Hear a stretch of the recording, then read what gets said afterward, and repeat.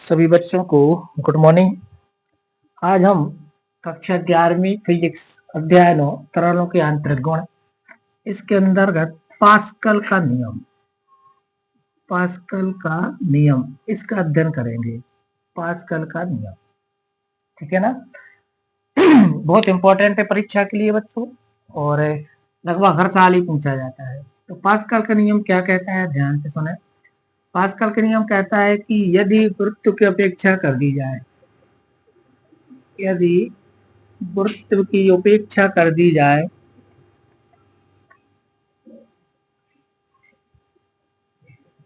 तब साम्यावस्था में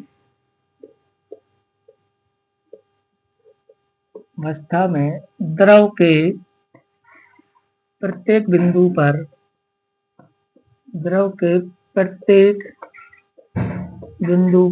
दाब एक समान होता है।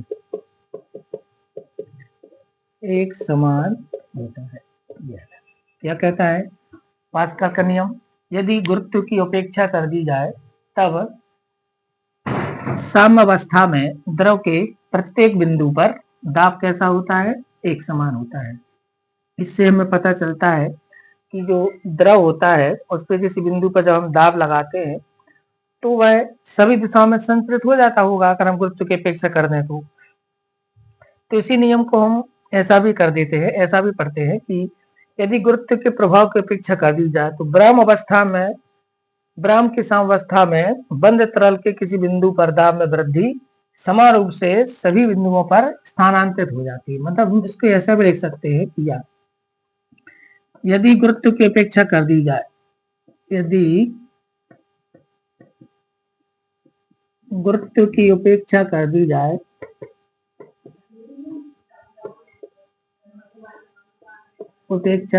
जाए तब ब्राह्म की साम्यावस्था में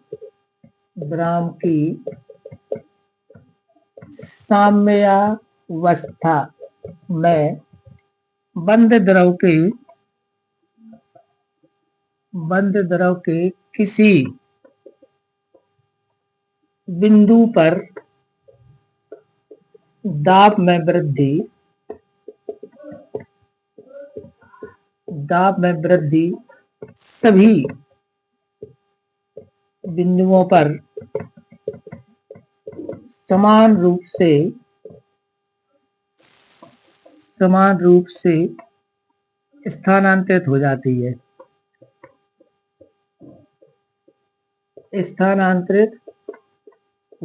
है। साथ पात्र की दीवारों पर भी यानी देना है, पात्र की दीवारों पर भी माने दीवारों पर भी हो जाती है।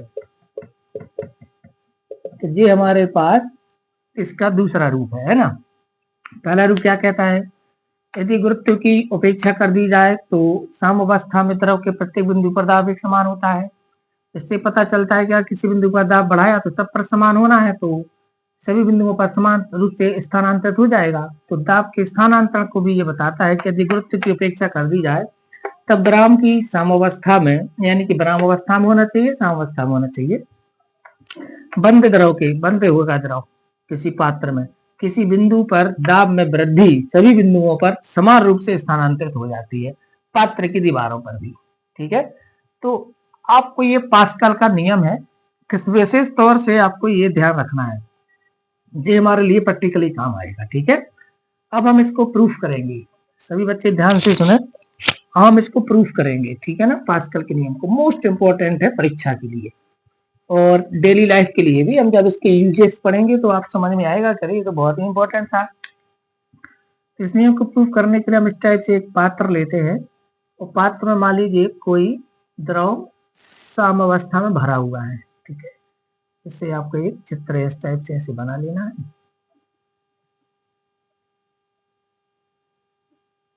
इस टाइप से आपको एक चित्र बना लेना है। ठीक है ना, पात्र बना लेना। अब इस पात्र में आपको क्या करना है, थोड़ा सा डिजाइन बना देते हैं ताकि लगे कि हाँ एक पात्र है। अब इसमें आपको क्या करना है, दो पॉइंट ले लेने हैं जो एक ही क्षैतिज रेखा पर स्थित ना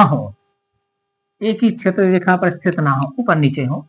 इस टाइप से 2 पॉइंट ले लिए, एन हो गया, मान लीजिए इस पॉइंट को नाम दे दिया कि एन है, तो मान लीजिए एम है।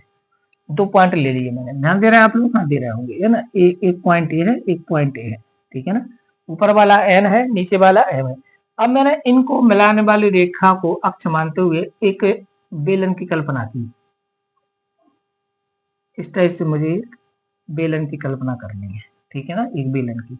मैंने दोनों को अक्ष मानते हुए एक लंब वृत्तीय बेलन की कल्पना की, ठीक है ना। अब ये लंब वृत्तीय बेलन पर क्या होगा, ये बल इस टाइप से सतह के लंबवत ही इस पर काम करेंगे। यहाँ से द्रव अंदर की ओर, अंदर वाला कहाँ लगेगा, बाहर की ओर। इस टाइप से इस पर ये बल काम कर दाब काम करेगा, ठीक। अब इसकी थ्योरी को थोड़ा सा लिख देना है आपको, ये चित्र बना देना है, तो चित्र तो सबको समझ में आ गया होगा, ठीक है ना। आप थ्योरी को जरा, इसकी थ्योरी है उसको ध्यान से सुनिए, ध्यान से सुनिए, क्योंकि लिखने का है थ्योरी, तो आप ध्यान से सुनेंगे तो आपको याद होगी। तो अपन क्या करेंगे इसमें, देखिए, माना किसी पात्र में साम्यावस्था में स्थिर तरल भरा हुआ है। किसी पात्र में कौन सी अवस्था में, साम्यावस्था में स्थिर, हिलडुल नहीं रहा है, स्थिर तरल भरा हुआ है। इस तरल के 2 बिंदु एम तथा एन है। इस तरल के 2 बिंदु एम तथा एन जो कि एक ही क्षैतिज रेखा पर नहीं है, अपितु ऊपर नीचे है। एक ही क्षैतिज रेखा पर नहीं है, कहां पर है, थोड़ा सा ऊपर या नीचे है, ठीक है ना। अब हम ऐसे लंबवृत्तीय बेलन की कल्पना करते हैं, अब हम ऐसे लंबवृत्तीय बेलन की कल्पना करते हैं जो बिंदु एम तथा एन, जिसमें बिंदु एम तथा एन उसके वृत्तीय फलकों के केंद्र हैं। या यूं मान लीजिए, हम एम और एन को मिलाने वाली रेखा को अक्ष मानते हुए एक बेलन की कल्पना करते हैं, आप ऐसा भी लिख सकते हैं, ठीक है ना। अब देखिए, माना बेलन के वृत्तीय फलकों के क्षेत्रफल, तो ये वृत्तीय फलक है, एक ए है और एक ए है। तो माना बेलन के वृत्तीय फलकों के क्षेत्रफल ए है, हमारे इसका क्षेत्रफल भी कैपिटल ए है, इसका क्षेत्रफल भी क्या है, कैपिटल ए है। दोनों का क्षेत्रफल समान है, होगा ही, क्योंकि अपन ने सममिति से बेलन की कल्पना की है। तो प्रत्येक वृत्तीय फलक का क्षेत्रफल क्या है, कैपिटल ए है।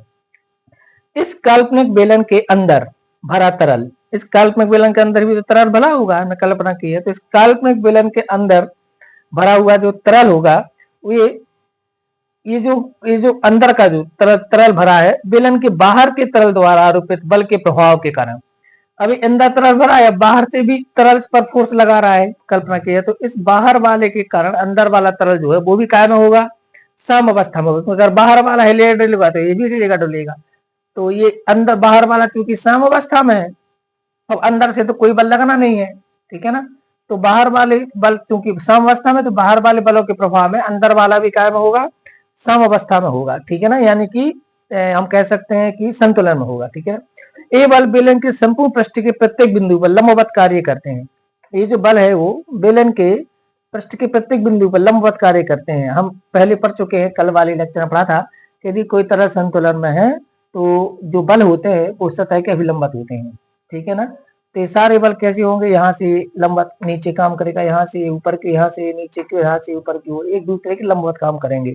यानी कि हम कह सकते हैं कि वक्र पृष्ठ पर लगने वाला बल और वृत्तीय पृष्ठ पर लगने वाले बल दोनों एक दूसरे के लंबवत होंगे, ठीक है ना। तो लंबवत कार्य करेंगे। क्लियर होगी ना बात, यही बात आपको यहाँ पर ध्यान रखनी है ना। अतः बेलन की वृत्तीय मतलब ये जो बात मैंने कही, अतः बेलन के वृत्तीय फलकों पर बल लगने वाला बल, माने यहाँ पर से जो बल लगेगा, यहाँ पर से जो बल लगेगा और यहाँ पर जो बल लगेंगे, एक दूसरे कैसे हो जाएंगे, लंबवत हो जाएंगे। तो अपन यहाँ पर क्या लिखेंगे कि अतः बेलन के वृत्तीय फलकों पर कार्य करने वाले बल उसके वक्र पृष्ठ पर कार्य करने वाले बलों के कैसे होंगे, लंबवत होंगे, एक दूसरे 90 एंगल बनाएंगे। चूंकि तरल सम अवस्था में, अतः बेलन के वक्र पृष्ठ पर कार्यरत सभी बलों का परिणामी शून्य होगा। भाई कल अपन ने पढ़ा था, यदि कोई तरल संतुलन में या साम्यावस्था में कब कहलाता है, जब उस पर कार्य करने वाले सभी बलों का परिणामी बल शून्य होता है। तो यहाँ पर चूंकि ये साम्यावस्था में था, सभी बलों का परिणामी बल क्या होगा, शून्य होगा। अब हम यहाँ से ये जितनी मैंने बोली है थ्योरी है, मैं एक बार फिर से बोल दूं, वो लिखना है, फिर हम यहाँ बोर्ड पर आ जाएंगे। क्या, माना कि एक पात्र में कोई द्रव संतुलन की अवस्था में या साम्यावस्था में भरा हुआ है, ठीक है ना। हम इस पर इसके अंदर 2 बिंदु M और N इस प्रकार लेते हैं कि जो एक ही क्षैतिज रेखा पर स्थित नहीं है। अब हम M और N को मिलाने वाली रेखा को अक्ष मानते हुए एक बेलन की कल्पना करते हैं, ठीक है। बेलन के बाहर का द्रव साम्यावस्था में, अतः इसके प्रभाव से अंदर का द्रव भी साम्यावस्था में होगा। चूंकि ये द्रव साम्यावस्था में है, अतः बेलन की सतह पर लगने वाले बल सतह के अभिलंबित होंगे, ठीक है ना।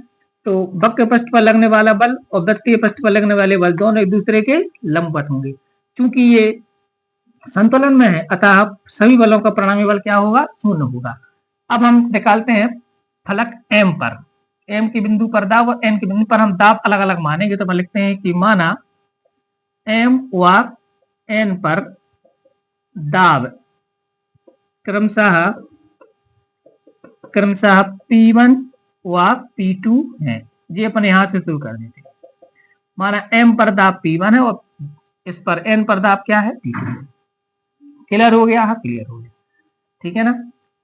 तब P1 की वैल्यू कितनी होगी, P1 बराबर, तो हम जानते हैं दाब बराबर तो बल बटे क्षेत्रफल। तो मान लीजिए यहाँ पर लगने वाला बल है वो F1, तो यहाँ पर आ जाएगा F1 बटे A, आएगा नहीं आएगा, यहाँ पे implies that F1 equal to क्या आ जाएगा, P1 इंटू ए, इसको दे दो इक्वेशन फर्स्ट।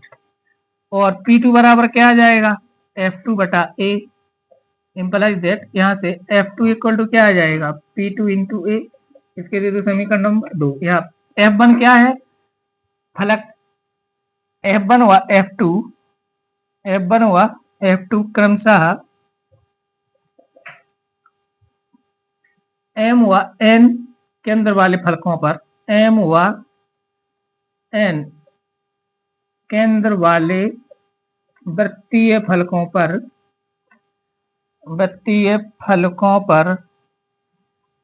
लगने वाले बल है, लगने वाले क्या है, बल है, ठीक है ना। अब ध्यान दीजिए, अब चूंकि द्रव साम्यावस्था में है, चूंकि द्रव साम्यावस्था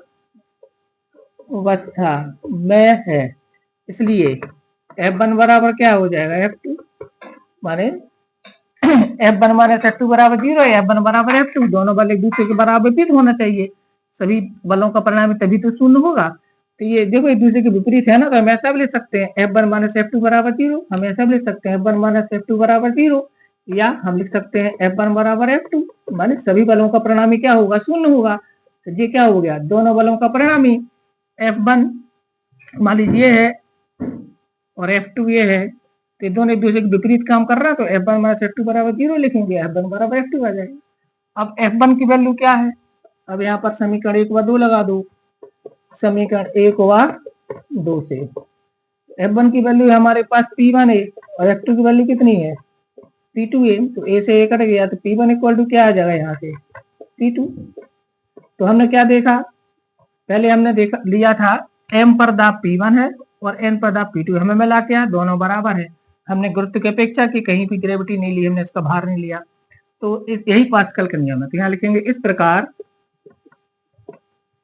इस प्रकार दोनों बिंदुओं पर दाब कैसा है, दोनों बिंदुओं पर दाब एक समान है, दोनों बिंदुओं पर दाब क्या है, एक समान है, यही पास्कल का नियम है। भाई पास्कल का नियम क्या कहता है कि गुरुत्व की अपेक्षा कर दी जाए तो प्रत्येक बिंदु पर दाब एक समान होता है, यही पास्कल का नियम है। तो आपको इस प्रकार से आपको ये इतना प्रूफ कर देना है। तो प्रूफ में पहले तो लिखना है थ्योरी, तो इस तरह से बताना है। तो मैं एक बार फिर से आपको एक्सप्लेन कर दूं, पास्कल का नियम क्या कहता है, यदि गुरुत्व की अपेक्षा कर दी जाए तो साम्यावस्था में द्रव के प्रत्येक बिंदु पर दाब एक समान होता है। प्रूफ करने के लिए पहले ये चित्र बनाएंगे, अब इसके चित्र के बारे में लिखेंगे कि माना चित्र में एक पात्र में कोई द्रव साम्यावस्था में, संतुलन की अवस्था में, ब्राह्म की साम्यावस्था में भरा हुआ है। हम इस द्रव के अंदर दो बिंदु M और N की कल्पना करते हैं, जो कि एक ही क्षेत्र रेखा पर नहीं है, अपितु थोड़ा ऊपर नीचे है। माना M, अब हम M और N को मिलाने वाली रेखा को अक्ष मानते हुए एक लंबवृत्तीय बेलन की कल्पना करते हैं। चूंकि बाहर का द्रव साम्यावस्था में, अंदर का द्रव भी साम्यावस्था में होगा, फलस्वरूप इनके पृष्ठ पर लगने वाले बल लों का जो परिणामी है वो शून्य होगा, और बल जो होंगे वो पृष्ठ की सतह के कैसे होंगे, अभिलंबित होंगे। स्पष्टतः वक्र पृष्ठ पर लगने वाला बल और वृत्तीय पृष्ठ पर लगने वाले बल एक दूसरे के लंबवत होंगे। फिर अपन लिखेंगे कि माना प्रत्येक वृत्तीय फलक का क्षेत्रफल कैपिटल A है, अब यदि M पर और N पर दाब क्रमशः P1 और P2 में, पहले दोनों पर दाब अलग अलग मान लेते हैं, बाद में सिद्ध करेंगे दोनों बराबर है। तब P1 बराबर क्या आ जाएगा, F1 बटे, क्योंकि दाब बराबर तो बल बटे क्षेत्रफल, F1 इस पर लगने वाला बल है, F1 बराबर हो जाएगा P1 A, तेरे गुणा कर दो, और P2 बराबर आ जाएगा F2A, यहाँ पर F2 बराबर आ जाएगा P2 इंटू A। F1 और F2 क्या है, क्रमशः M और N के दोनों वाले वृत्तीय फलकों पर लगने वाले बल है। अब चूंकि इधर साम्यावस्था में है तो इनका परिणाम ही शून्य होगा। F1 काम कर रहा है वो इस तरफ, F2 काम कर रहा है इस तरफ, क्योंकि यहाँ से जल अंदर घुसने का प्रयास करेगा, यहाँ से ऐसा घुसने का प्रयास करेगा, तो ये बल ऐसे हो जाएंगे लंबे। तो F1 minus F2 equal to 0, या F1 बराबर F2। अब F1 की वैल्यू P1A, F2 की वैल्यू P2A, ए से कैंसिल, तो P1 बराबर P2 मिला। इस प्रकार दोनों बिंदुओं पर दाब कैसा है, एक समान है, यही पास्कल का नियम है। तो बच्चों ये बहुत इंपॉर्टेंट है पास्कल का नियम, सभी को अच्छी तरह से इसको सीख लेना है, याद कर लेना है और इसको करना सीख लेना है। अब नेक्स्ट वाले में हम पास्कल के नियम के अनुप्रयोग पर बात करेंगे, ठीक है ना। सभी बच्चों को नमस्कार।